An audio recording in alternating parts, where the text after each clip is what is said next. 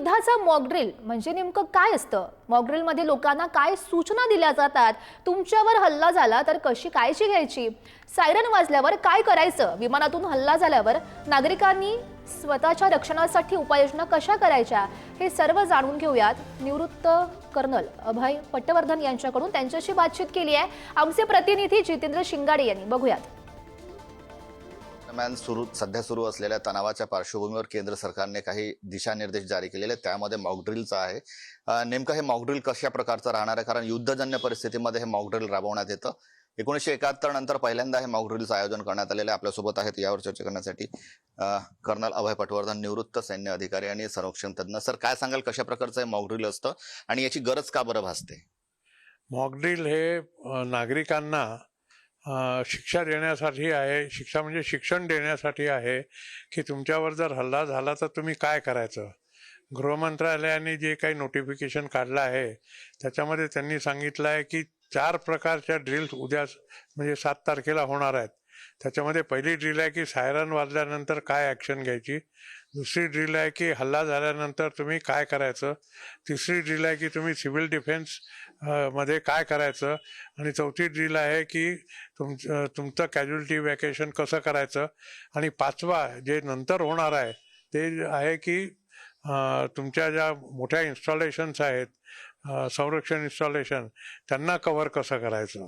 शालेय विद्यार्थी असतील, तरुण असतील, कामगार असतील, वर्कर्स असतील, वेगवेगळ्या विभागातील कर्मचारी, अधिकारी, नेमकी ड्रिल कशी असू शकते किंवा असते? याच्यामध्ये आहे एक तर ब्लॅकआउट ड्रिल असते. ब्लॅकआउट ड्रिलमध्ये तुमच्या घरातले सगळे लाईट बंद झाले पाहिजे. तुमच्या जितक्या काही खिडक्या आहेत त्याच्यावर काळे पडदे किंवा कागद चिपकवला गेला पाहिजे. जे तुमचे हेडलाईट्स आहेत त्या हेडलाईटची वरची पट्टी बंद होऊन आणि बाकीच्या सगळ्या पट्ट्यांवर लाईट कपडा किंवा काळ्या स्टिकर लावण्यात आलं पाहिजे. हे सगळं सायरन वाजल्यानंतर झालं पाहिजे. दुसरं असं आहे की सायरन वाजल्यानंतर तुम्ही आपल्या आपल्या ठिकाणांहून बाहेर निघायचं आणि जिथे आडोसा असेल तिथे जायचं. आता दुसरं जे पाश्चात्य शहर आहेत त्या शहरांमध्ये अशी बंकर्स बनलेली असतात. आपल्या इथेही फक्त सीमेवर आहेत, जे सीमेचे गावातले लोक आहेत ते अशा बंकरचा आश्रय घेतात की फायरिंग सुरू झालं की ते आपल्या घरातून निघून बंकरमध्ये जाऊन बसतात, स्वतःचा जीव वाचवतात. बाकी मला असं वाटत नाही की कुठेही इतर ठिकाणी आपल्या इथे असे अंडरग्राऊंड शेल्टर तयार करण्यात आले आहेत. हे तयार पुढे करावे लागतील कारण ही एक काळाची गरज आहे. जसं मी सांगितलं की आता तंत्रज्ञान इतकं मोठं झालेलं आहे की बॉर्डरच्या तिथे तर येतील, तिथे तर धोका आहेच, पण आतल्या सगळ्या शहरांना धोका आहे. चीनची जी मिसाईल रेंज आहे ती पार बंगलोरपर्यंत आहे, लासामधनं जर मिसाईल मारलं तर. आणि पाकिस्ताननी जर मारलं तर नागपूरच्या पलीकडे जे परिघ आहे त्या परिघापर्यंत आहे.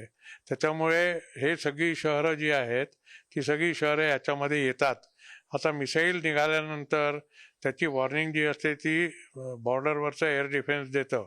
त्या एअर डिफेन्सनी वॉर्निंग दिल्यानंतर ती तुमच्या शहरापर्यंत पोचणं, इथे सायरन वाजणं आणि लोकांनी आपली ॲक्शन घेणं, याच्यामध्ये साधारण 8 ते 10 मिनिटाचाच फक्त वेळ असेल. त्यामुळे याची प्रॅक्टिस करण्याची गरज आहे. हे लाईटली घेऊन चालणार नाही. कारण आपण हे फक्त म्हणतोय की आपल्याकडे होणार नाही, पण सध्याच्या तंत्रज्ञानात कोणीच सेफ नाही आहे, कुठेही होऊ शकतं.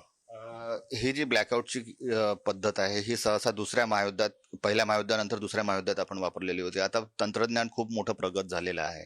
आता ही पद्धत कितपत यशस्वी होऊ शकते किंवा कितपत उपयोगी ठरू शकते?